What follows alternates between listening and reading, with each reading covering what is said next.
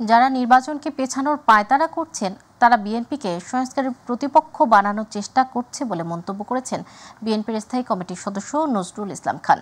জাতীয় প্রেস ক্লাবে Bangladesh labour party ও ছাত্র মিশন আয়োজিত ভোটাধিকার প্রতিষ্ঠায় জুলাইয়ের অঙ্গীকার এক সমাবেশে তিনি এমন মন্তব্য করেন। তিনি বলেন, একটি অবাধ, সুষ্ঠু, নিরপেক্ষ নির্বাচনের মাধ্যমে সরকার গঠন এবং গণতন্ত্র পুনরুদ্ধার না হওয়া পর্যন্ত ২৪-এর আন্দোলন সফল হবে না। বলেন, যে অধিকার থেকে জনগণ দীর্ঘদিন ধরে বঞ্চিত, সেই অধিকার তাদের ফিরিয়ে দিতে হবে।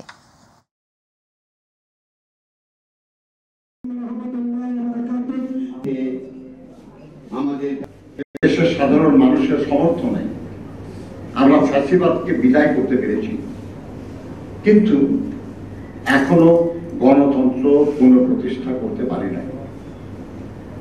কাজে এই মুহূর্তের প্রধান দাবি হল গণতন্ত্র পুনঃপ্রতিষ্ঠা, জনগণের শাসন পুনঃপ্রতিষ্ঠা, জনগণের অধিকার, যে অধিকার তারা দীর্ঘদিন প্রয়োগ করতে পারে নাই, সে অধিকার তাদেরকে ফিরিয়ে দেওয়া।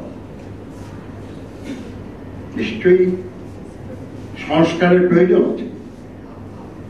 আছে বলেই তো আমরা ৩১ দফা দিয়েছিলাম, এবং এটাই ছিল রাষ্ট্র কাঠামো মেরামতের রূপরেখা, এটা সংস্কারেরই রূপরেখা ছিল।